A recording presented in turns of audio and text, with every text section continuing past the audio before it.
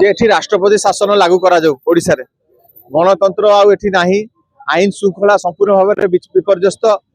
एवं आपण जड़े गोटे पूर्वतन विधायकर घर भितर पशिकी एभली नारकीय कांड करला परे सीसीटीवी फुटेज सबू कैद अच्छी महिला मानक असादाचरण महिला मानक दुष्कर्म कि जो भली भाव में जबरदस्ती काली करिसंती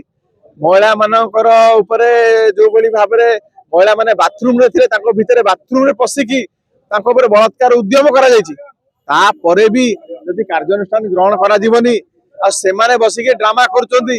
से भी आनिकी मिछ अभियोग दौरान पुलिस कहूँ आम उभय पक्ष बांधा तो ये आठ दुर्भाग्यर विषय किसी ना आपण मान कैमेरा कैद कर सारे कौ भाया नारकीय कांड कार मुंड फाटी तो कार पिठी फाटी तो कार महिला मानक अटेम्प्ट रेप अटेम्प्ट करा तो से ये सरकार उपरे आमर कौन भरोसा ना मालकानगिरी ठू आरंभ कर धर्मशाला पर्यटन सब जगह जलुची आईन श्रृंखला सब जगार विपर्यस्त हो जाइए घुषुड़ी पड़लानी फेल मार्ची सरकार गणतंत्र आउ नाही गणतंत्र संपूर्ण भाव में गणतंत्र हत्या मान कर सारे से आमरी माटीर झील जी महामहिम राष्ट्रपति अच्छा शासन लागू करा जाऊ एवं राष्ट्रपति शासन हेले ही जाकि एठी लोक माने सुरक्षित रहिबे निरापत्तार सह रहिबे। मोहन माझी फेल मोहन माझी संपूर्ण भाव फेल मोहन माझी प्ररोचना रे ए कार्य होउची लघु खनिजर गोटे मोटा अंश जो चोरा कारबार चली से चोरा कारबार गोटे मोटा अंश मोहन माझी पाखु पहुंचुची से सी सबू कथार जो स्वाधीन विधायक अच्छी स्वाधीन विधायक भारतीय जनता पार्टी सागर कि संपर्क अच्छी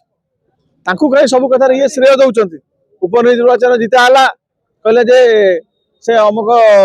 लिकु साहू आम जीतिलु कौन पाई कारण गोटे मोटा अंकर चांदा मुख्यमंत्री पाखक सी पठाऊन से दृष्टि आपन मुझे कही रखा चाहे जे ही हैज फेल्ड कंप्लीटली एठी राष्ट्रपति शासन हबार आवश्यकता रही से राष्ट्रपति शासन युव छात्र तो आंदोलन करेंगे जो अवस्था हम आप देखिए भयावह परिस्थिति हम समग्र ओडिशा रे वर्तमान ये जो असंतोषर बन्ही जो निया आरंभ है ये ज्वालार रूप नब ज्वाला मोहन माझी खोली पारे मुह को टंका देकी बंद कर देछन लिखु सब मुह को टंका देकी बंद कर देछन चोरा टंका से मुह खोली पारे 5 वर्ष अपेक्षा करने परिस्थिति ना 5 वर्ष है बेलू एठी काली जो भाव में ऑस्ट्रेलिया रे जो गोली कांड होती आगू से हम लोक मैंने माने आतंकराज जो भाया चली जो भाव में एक छत्रवाद चली आपको एठी गणतंत्र स्थान नहीं से शांति प्रतिष्ठा करने की राष्ट्रपति शासन हमार आवश्यकता रही।